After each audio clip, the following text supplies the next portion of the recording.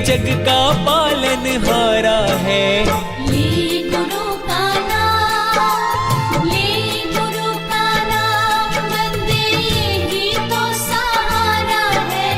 ले गुरु खुशियों भरी ये घड़ियां हैं आई, आज शुभ जन्म दिवस की सबको बधाई। आज शुभ जन्म दिवस की सबको बधाओ, खुशियां भरी ये घड़ियां हैं आई, खुशियों भरी ये घड़ियां आई। आज शुभ जन्म दिवस की सबको बधाई। आज शुभ जन्म दिवस की सबको बधाई। ओ खुशियों भरी ये घड़ियां हैं आई। ताकि जीवन में शांति रहे। जब तक मनुष्य भगवान का साथ नहीं लेगा तो उसके जीवन में शांति नहीं है। कितना ही वो धन इकट्ठा करे, कितनी उपाधियाँ इकट्ठी करे, कितने ही जन को वो अपना बना ले, तभी संतों ने कहा है कि और काज तेरे किते ना काम के, भज केवल राम। कि भगवान का साथ बहुत जरूरी है, क्योंकि धीरे धीरे मनुष्य के पास कुछ भी नहीं रहता, ना उसका कोई साथ देता है, ना उसके लिए अब धन इतना उपयोगी हो जाता है। यहाँ तक कि उसका जो शरीर है जिस पे उसने इतना ध्यान दिया, अब वो भी उसका साथ नहीं देता। उसे भी कितनों के सहारे से चलाया जाता है, जन है, दवाई है, योगा है, कितने तरह के परहेज करने पड़ते हैं। लेकिन अंदर में जो एक विचार है उसको कैसे जिया जाए, तो बिना भगवान के सहारे हम अपना जीवन नहीं जी सकते। तो गुरु हमें भगवान का सहारा देता है कि ले तू सहारा ईश्वर का, और सब सहारे फीके हैं। पता नहीं भरोसा किसी का भी, कब कौन हट जाता है, रूठ जाता है, दुनिया से चला जाता है, कमाया हुआ धन चला जाता है, धीरे धीरे इंसान की उम्र बीतती चली जाती है, कब वो यौवन से वृद्ध अवस्था में आ जाता है, तो अंत वेले पछताना नहीं पड़ता। अगर इंसान को वास्तव में ही सुख, शांति, वैभव और ऐश्वर्य का एक सुकून, चैन लेना है, उसका एक आनंद लेना है, खुशी लेनी है, तो वो है भगवान की भक्ति करें। तभी कहा गया है कि भक्ति करे कोई सूरमा। हर एक के बोते ये भी नहीं हो सकता, क्योंकि उसको पता ही नहीं है कि उसका जो जन्म हुआ है वो किस लिए हुआ है। खाया पिया पशु तिनका समान, आए थे जगत में किस लिए, ये इंसान सोचता ही नहीं। जोड़ जोड़ देखो हार गया सब संसार। रोज़ देखो खेल तमाशे यहाँ माया के कैसे चलते हैं। ये मेरा है, ये मेरा है, ये मेरा। कोई नहीं है जगत में तेरा। कौन है तेरा? सोच के देखे मनुष्य, एक भगवान के सिवा कुछ भी नहीं है। गुरुओं ने यही हम सबको सिखाया है कि भक्ति करो ज़्यादा से ज़्यादा। अब भक्ति का अर्थ क्या है? अब हम आम भाषा में या आम तरह के अर्थ में हम समझते हैं कि भक्ति कोई पूजा पाठ है, नमाज है, अरदास है, प्रेयर है। भक्ति एक व्यवहार है, एक आचरण है। कहने का अर्थ ये नहीं है कि वो भक्ति नहीं है, वो शुरुआत है। जैसे एक पढ़ाई शुरू करता है बच्चा ए फॉर एप्पल से, अनार से, आम से, तो वो वहीं तक की पढ़ाई थोड़ी ना है, वो तो एक शुरुआत है। अब मकान बनाते हैं तो एक नींव खोदते हैं, तो वो मकान थोड़ी ना बन गया, पर एक मकान बनने की शुरुआत होती है। अब हम 4 कदम चले तो मंजिल पे नहीं पहुंच गए, पर एक शुरुआत करी है। 4 कदम चलें, आज 8 चलेंगे, फिर 10 चलेंगे। तो इसी प्रकार जो भक्ति है वो है एक आचरण और एक व्यवहार, कि मेरा सारे दिन जो है वो आचरण कैसा, व्यवहार कैसा। हर इंसान अपना अपना पार्ट प्ले अदा करता है। कोई दुकानदार है, कोई गृहस्थी है, कोई बिजनेसमैन है, कोई राजनीति में है, तरह तरह के काम हैं इस समाज में। उस सारे कामों के अंदर हमारी सोच और हमारा दृष्टिकोण कैसा है।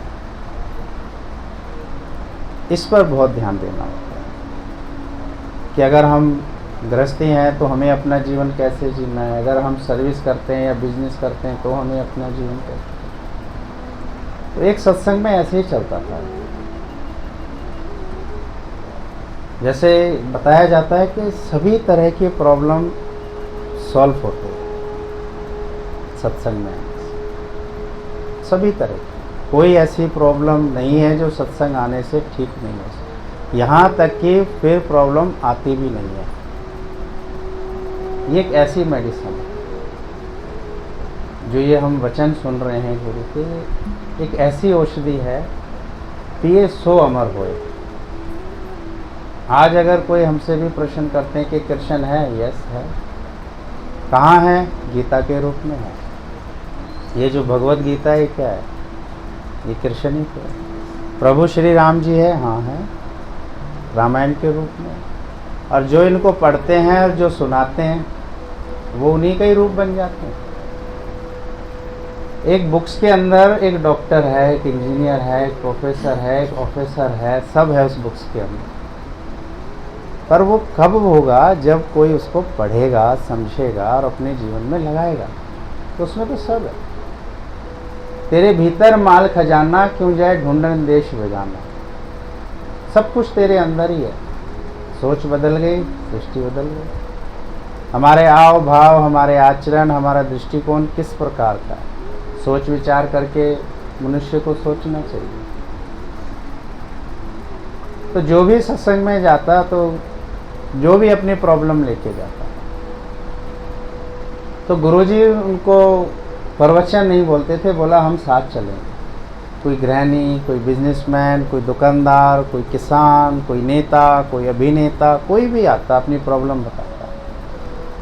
जैसे होता है सत्संग में कि मेरे घर में ये प्रॉब्लम है, मेरे बिजनेस में ये प्रॉब्लम चल रही है, यहाँ तक कि मेरे शरीर में ये दिक्कत आ रही है। बहुत ज़बरदस्त गुरु, वो कहते हैं हम साथ चलें। एक बार एक दुकानदार आया, कहने लगा कि दुकान तो अच्छी चल रही है, पर एक अंदर में सुकून नहीं आ रहा है। जब ये समझ में आ जाए ना कि धन से बड़ा सुकून है, तो समझ लो काम बन गया। जब तक ये लगेगा ना सिर्फ धन ही बड़ा है, धन ही बड़ा है, तो अभी काम नहीं बन गया। धन से भी कुछ बड़ी चीज है यहाँ पर। तो संत ने कहा कि तुम्हारा उपचार हो जाएगा, क्योंकि तुमको समझ में आ रहा है कि सुकून भी तो मिले। तो हम कल तुम्हारी दुकान पर आए। संत गए, उसकी दुकान पे सुबह से शाम तक बैठे और बोला कल आना, हम जवाब देंगे। वो पहुंचा सत्संग, बोला गुरुजी बताइए। तो गुरुजी ने कहा कि तुम्हारे तोल में फर्क है, तुम अपना तोल ठीक कर दो। तुम इंसान देख के तोलते हो, तुम जात पात करके तोलते हो, तुम अमीर गरीबी का फर्क करते हो, तुम छोटे बड़े का फर्क करते हो, तुम विद्वान और गवार का फर्क करते हो, तुम नए पुराने का फर्क करते हो। इसलिए तुमको सुकून नहीं। इससे ठग लूँ, उसका ले लूँ, इसको ले लूँ, इसको नहीं दूंगा, उसको ऐसे दूंगा, इसको नकली माल दूंगा, उसको असली दूंगा, इसको नहीं दूंगा, तो सुकून कहाँ से आएगा? धन तो आ गया पर सुकून नहीं आया। सत्संग किस लिए आते हैं? ये सब छोटे बच्चे बड़े आ रहे हैं, सब बुजुर्ग आ रहे हैं, किस लिए? कि एक ऐसे विचार को समझने के लिए। ज्ञान सभी के पास है, अपने घर गृहस्थी, शरीर, बच्चे, बिजनेस, व्यापार, सब कुछ है। लेकिन गुरु जो हमें यहाँ समझ देते हैं, एक साथ इतनों को जो बैठा कर वो बताते हैं कि करो भक्ति,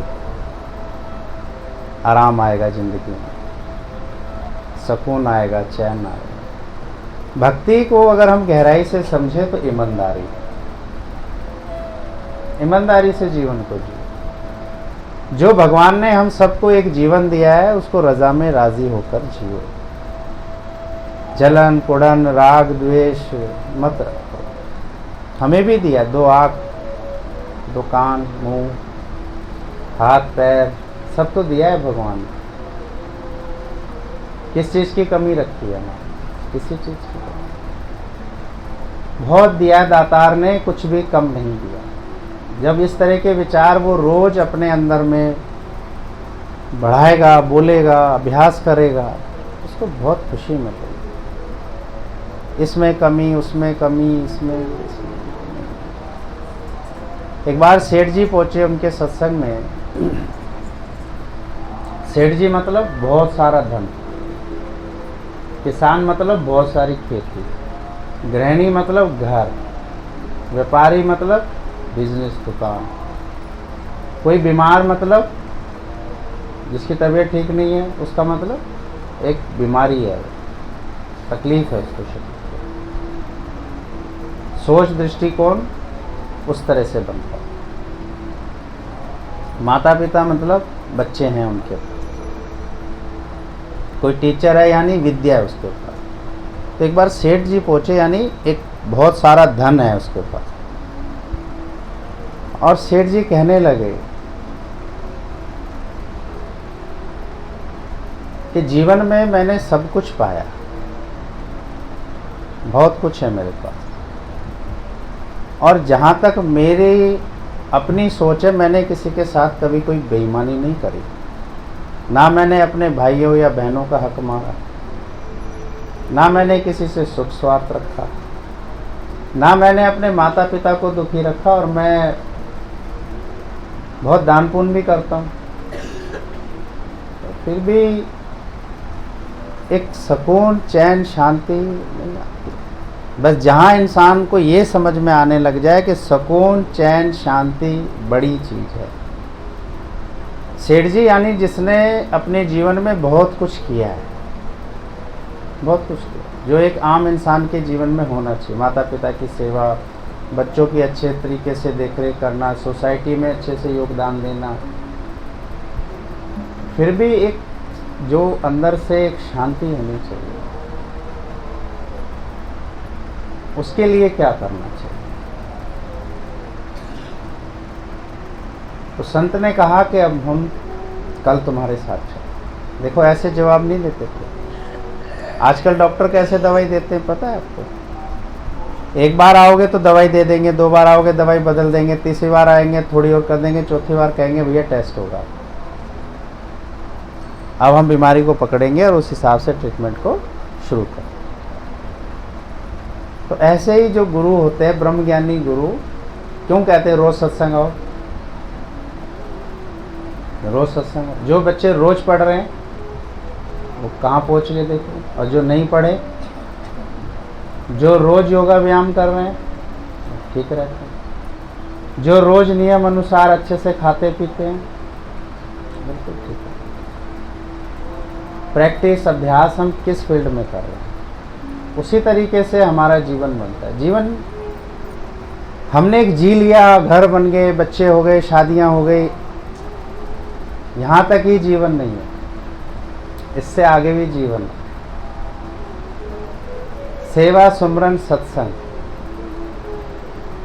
ये तो सब्जेक्ट पूरा ही नहीं हुआ कि सेवा और सुमरन और सत्संग भी करो, वानप्रस्थ भी लो और संन्यास भी लो। और ये सब तभी पॉसिबल होता है जब हम सत्संग में आते हैं। जब तक सत्संग नहीं आएगा, कोई भी हो, चाहे किसी भी धर्म का इंसान हो, उसे अपने धर्म के अकॉर्डिंग अपने गुरुओं के सत्संग में पहुंचना पड़ेगा, चाहे वो हिंदू, मुस्लिम, सिख, ईसाई कोई हो। गुरु उनको बताएंगे कि ये जीवन, ये शरीर किस लिए मिला है। बिना गुरु के पास आए हम ये सब ना हमको पता चलता है, ना हम कर पाते हैं। नहीं तो बस अपना ही सब खा रहे हैं, पी रहे हैं, अपने ही रिश्ते नातों में घूमना फिरना, आना जाना। तो यहाँ तक ही जीवन थोड़ी ना था। अब बच्चे ने सोची मैंने फर्स्ट क्लास पास कर ली है, मेरी तो पढ़ाई पूरी हो गई। तो पढ़ाई वहाँ पूरी हो गई क्या? वो तो एक शुरुआत है पढ़ाई करने की। तो पढ़ाई बहुत आगे तक चलती है। अब हमने सोचा आज हमने कुछ पैसे कमा लिए तो धनी हो गए हम। उसको धनी नहीं कहते हैं, धनी यानी एक अच्छा खासा बैंक बैलेंस है जिसके पास, उसको धनी कहते हैं। यानी वो खुद का भी पालन पोषण कर सकता है, अपनी पीढ़ियों का भी कर सकता है और समाज का भी कर सकता है, जो सामाजिक कार्यों में योगदान भी देता है। खुद ही सोचो कि हमने इतना जीवन बिताया, कुछ इसमें स्पेशल क्या है? ये तो सेम वर्क चलता हुआ आ रहा है और हम अपने आने वाली पीढ़ी को भी यही करवा देते हैं। तो इसमें कोई बुराई नहीं है। पढ़ाई लिखाई, शादी ब्याह, मकान दुकान, प्रॉपर्टी, इसमें कोई बुराई नहीं है। तो इससे भी थोड़ा जीवन आगे भी है, थोड़ा और आगे चले, थोड़ा और आगे चलते। मान लो बच्चा भी जिसने जन्म लिया है, बस उसका शरीर वहीं रुकता है। अपने 50, 60, 70, 80 साल की अवस्था के उस पैकेज में, उम्र में वो कितनी अवस्था बदलता है। तो जिंदगी सिर्फ यहाँ तक ही नहीं है, जिंदगी का दायरा बहुत बड़ा है, बहुत बड़ा है। ये तभी होता है जब हम सत्संग आते हैं।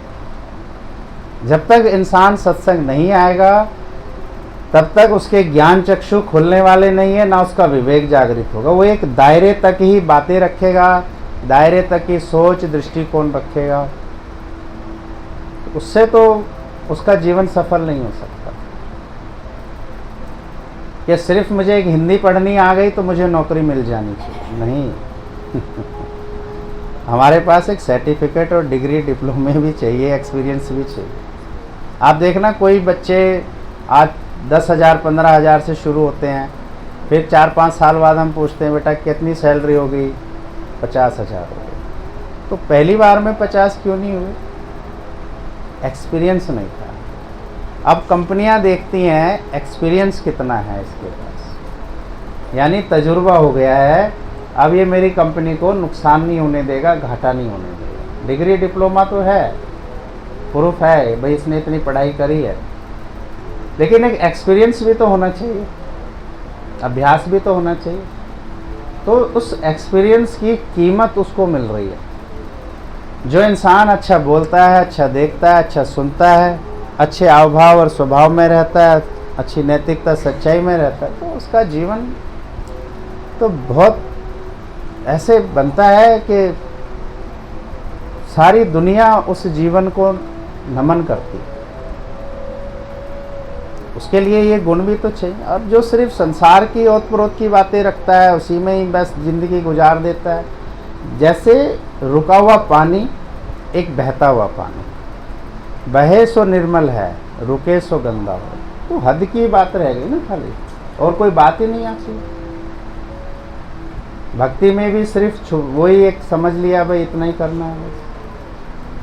भक्ति बहुत बड़ा एक सब्जेक्ट है, और जो भी उसको चूज करता है, चुन लेता है, उसका जीवन देखिए। आज मीरा है, राधा है, जो कबीर साहब हैं, सबको आप देखिए, आज उनका नाम रोशन है तो भक्ति से रोशन। उनकी जिंदगी सुकून चैन से कटी, भक्ति से कटी। भगवान का सहारा लेके तो देख, उदासी मन तू काहे को डर। जब हम एक मालिक का सहारा लेते, भीतर से, भीतर है सखा तेरा सखा, मन लगा के तो दे। आज गुरु हमें किससे जोड़ते हैं? हमें अपने आप से जोड़ते हैं। तू क्या नहीं है? सब कुछ तो है, तू सब कुछ है तू। पर ये तभी उसको समझ में आता है जब वो रोजाना सत्संग आएगा। नहीं तो संसार में तो कमजोर ही पड़ता चला। अरे बेचारे के पास धन नहीं रहा, अरे बेचारा पढ़ा नहीं, अरे बेचारे का कोई रहा नहीं, अरे बेचारे की नौकरी नहीं, अरे बेचारे का बिजनेस नहीं चला, अरे बेचारे। वो खुद में क्या है ये गुरु बताते हैं कि खुद में तू उस खुदा का एक अंश है, बस तू मिल जा। अगर हम अपने उस पानी के जल को अगर हम समुंदर में डालते हैं तो समुंदर बन जाता है। अगर हम अपने आव भाव विचार दृष्टिकोण को अगर मालिक के उसके साथ अटैच कर देते हैं तो कितनी बड़ी सपोर्ट हमारे जीवन में आती है। ये नहीं है कि जो संसारिक सुख सुविधाएं हैं हमें वहाँ सहारे नहीं लेने या देने नहीं है, कुछ थोड़ा आगे भी तो चलो, आगे भी तो बढ़ो। ये शरीर रुक गया क्या? 24-25 साल के बाद रुक गया? और आगे बढ़ रहा है। प्रकृति क्या और आगे बढ़ रही है, और आगे बढ़। पहले 1.5-2 मंजिला मकान बनते थे, आज 6-7 मंजिला आम बनने लग रहे हैं। वो दिन दूर नहीं जब ये 10-15 मंजिला हर गली गली में बनने शुरू हो जाएंगे। तो प्रोग्रेस करते, तो ऐसे ही हमारे विचारों की प्रोग्रेस होनी चाहिए, हमारा दृष्टिकोण बदलना चाहिए। क्यों बोला गया है ब्रह्मचर्य, गृहस्थ, वानप्रस्थ और सन्यास? इसीलिए तो बोला गया है। क्यों इस शरीर में ये अवस्थाएं आती है, क्यों नहीं रुक जाता है एक जगह? रुकता ही नहीं है। जब तक जिएंगे इसकी शरीर की अवस्थाएं बदलती रहती है।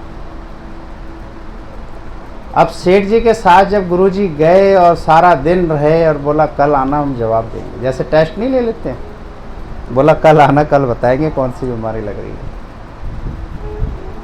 अब कल सेठ जी गए और बोला हाँ गुरुजी बताइए। बोला तुम तारीफ नहीं करते हो, सिर्फ तारीफ चाहते हो, तुमने तारीफ करनी शुरू नहीं करी। मैं ये करता हूँ, मैं ये करता हूँ, मैं माँ बाप के लिए करता हूँ, मैं रिश्तेदारों के लिए करता हूँ, मैं पड़ोसी के लिए करता हूँ, मैं इसके लिए करता हूँ। तो सारा दिन क्या बटोरा? तारीफ बटोरी। पर तुमने तारीफ बांटी तो नहीं ना, तारीफ नहीं बांटी। सुबह से शाम हो गई, बस अपने ही नाम की वो रही, मैं अच्छा हूँ, सब अच्छे हैं, कोई बुरा नहीं है भले मन के वास्ते। कौन बुरा है यहाँ? ये सब हम सत्संग आके ही सीखें। हमें दुनिया को नहीं बदलना, हमें समाज को नहीं बदलना। बदलना है तो अपने आप को बदलना। बदले ना दुनिया, बदल जाए। सेठ जी को बात समझ में आई। देखो घर में कोई काम करने आए, हम तो इसको पैसे देते हैं।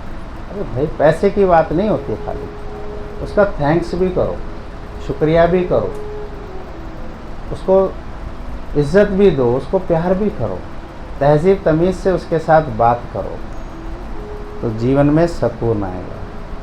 पैसे की ऐठन नहीं, खाली जाति की ऐठन नहीं, कुछ हम घर में बड़े हैं उसकी ऐठन नहीं। क्या मिलता है इन सबसे? जो झुकता है वही पहुँचता है। ये दुनिया का असूल है। मिटा अपनी हस्ती को जो तो उस मालिक को चाहता है, तो एकदम अपनी हस्ती को गर्ग करके देखो, उसी घर में आपको बहुत सुकून चैन शांति मिलेगा। उस बिजनेस में बहुत सुकून चैन शांति मिलेगा, उस सर्विस में बहुत सुकून चैन शांति मिलेगा। जब जीवन में धैर्य और नम्रता, सच्चाई, उदारता और करुणा और मिठास है, एक बार साफ कर लो ना, कोई बात ही नहीं है हमारे पास, ना देवरानी की, जेठानी की, ना पड़ोसी की, ना किसी की, ना किसी देश की, ना किसी नेता की। कितनी खुशी मिलती है, मन साफ हुआ, प्रभु का दीदार हुआ। और यही बातें का झुरमुट रहा, क्या मिला? क्या हुआ आज तक, क्या हासिल हुआ? तो सुकून और चैन और शांति तभी मिलती है जब हम गुरु के शरण में आते हैं। अब कितने जने हैं जो देखो गुरु के शरण में आते हैं? इतनों को ही समझ में आया जीवन का सार कि भगवान के सिवा नहीं है गुजारा। उस प्रभु को कीजिए नमस्कारा जिससे नहीं है कोई और चारा। देख लो, बहुत पढ़ते हैं बच्चे, डॉक्टर बनते हैं, आखिर में कह ही देते हैं भैया भगवान का सहारा लो। तो पहले ही लेने में क्या हर्ज हुई? पहले लेने में क्या? सब भगवान का सहारा चाहते हैं, पर कब? जब नैया डूब रही हो, जब दुख आ रहे हो, तकलीफ आती है, परेशान नहीं। तो दुख में सिमरन सब करे, सुख में सिमरन कोई ना करे। तो सुख में सिमरन करने वाले कितने मुट्ठी भर हैं, कितने? तो बहुत कम को समझ में आ पाता है कि अब जो जीवन का जो बचा हुआ समय है वो मुझे कहाँ किस तरीके से बिताना। तो गुरु कुछ छुड़ाते नहीं हैं। गुरु तो हम जहाँ हैं, जिस जगह रहते हैं, पढ़ने वाले बच्चे भी आए हुए हैं, काम करने वाले भी हैं, बिजनेस वाले भी हैं, सर्विस वाले भी हैं, तो किसी का कुछ नहीं छुड़ा रहे। बस अंदर से काम, क्रोध, लोभ, मोह, अहंकार पे थोड़ा ध्यान रखो। कब ये क्रोध आ जाता है, लोभ आ जाता है, मोह आ जाता है, कब भगवान को हम भूल जाते हैं, कब हम अपने आप को भूल जाते हैं, अपना आत्म साक्षात्कार भूलना, तो जीवन का सुकून चैन चला जाता है। तो जीवन के सुकून चैन के लिए जीवन हमारा शांति से चलता रहे, कब तक चले ये तो मालिक को ही पता है, पर जितने दिन भी जिए, जो बीत गया सो बीत गया, अब तो उसका हिसाब किताब जो बनेगा वो हो जाएगा। लेकिन अब कितने दिन मेरे पास बचे हैं, तो उस जीवन के कुछ हिस्से को तो राम के नाम लिख दिया जाए, कृष्ण के नाम लिख दिया जाए। इतनी बात करी एक पड़ोसन की, रिश्तेदारों की, शरीरों की, क्या मिला? राम का नाम ले तो मिलता है, कृष्ण का नाम लो तो मिलता है। मीरा को आज इतना सब कुछ मिल रहा है, श्याम श्याम श्याम।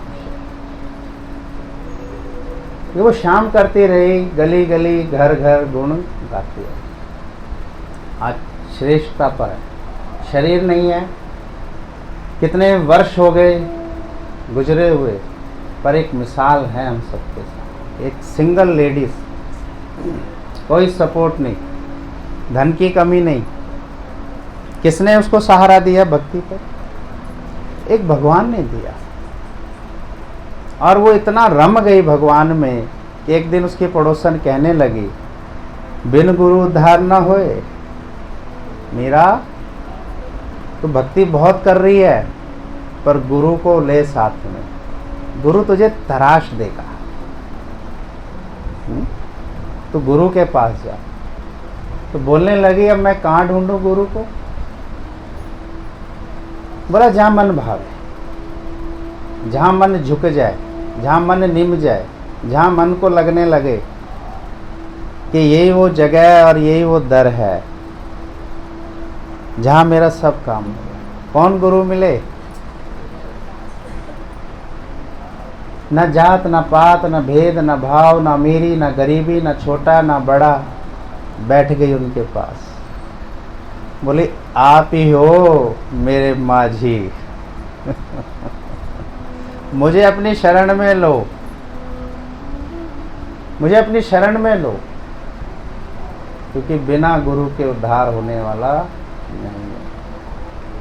कौन करेगा हमारी इन सब काट छाट, सब कौन ठीक करेगा? बिना डॉक्टर के बीमारी ठीक हो पाती है? बिना दवाई लिए, बिना स्कूल जाए पढ़ाई हो जाएगी? बिना गृहस्थ में प्यार किए, आपसे तालमेल रखे हुए क्या गृहस्थ चल पड़ता है? नहीं। ऐसे ही ये जो भक्ति का जीवन है, बिना गुरु के नहीं चलता। तो गुरु की शरण में जब मीरा पहुंची, तो गुरु ने कहा, हर घट बसा है तेरे श्याम।